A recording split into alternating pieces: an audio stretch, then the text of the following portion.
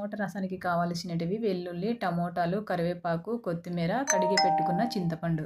వీటన్నిటిని ముందుగానే తరిగి పెట్టుకొని ఒక గిన్నెలో కొంచెం ఆయిల్ వేసుకొని జీలకర్ర, ఆవాలు, వెల్లుల్లి కొంచెం గోల్డెన్ కలర్లో ఫ్రై చేసుకొని వాటి తర్వాత మనం ముందుగా తరిగి పెట్టుకున్న టమోటో, కొత్తిమీర, కరివేపాకు, కడిగి పెట్టుకున్న చింతపండు యాడ్ చేసుకొని కొంచెం సేపు వేగిన తర్వాత వాటిలో కొంచెము మనము వాటర్ యాడ్ చేసుకోవాలి. ముందుగానే కొంతమంది నేనైతే ముందుగానే తిరువాత పెట్టేసుకొని వాటర్ యాడ్ చేసుకొని బాయిల్ అయిన తర్వాత రసం చేసేస్తాను. ఇంకొంతమంది బాయిల్ అయిన తర్వాత మళ్ళీ తిరువాత పెట్టేస్తారు. సో నేనైతే ఇలా చేస్తాననమాట. ఇట్లా సాల్ట్, కొత్తిమీర యాడ్ చేసుకొని వాటరు కొంచెం సేపు ఉడకనివ్వాలన్నమాట. ఉడికిన తర్వాత మెత్తగా మెదిపేసి వాటరు మన ఇంట్లో ఉన్న రసం పౌడర్ కానీ నేనైతే జీలకర్ర, ధనియాలు, మిరియాలు ఫ్రై చేసి పొడి చేసుకొని పెట్టుకున్నాను అనమాట. అది వేసాను.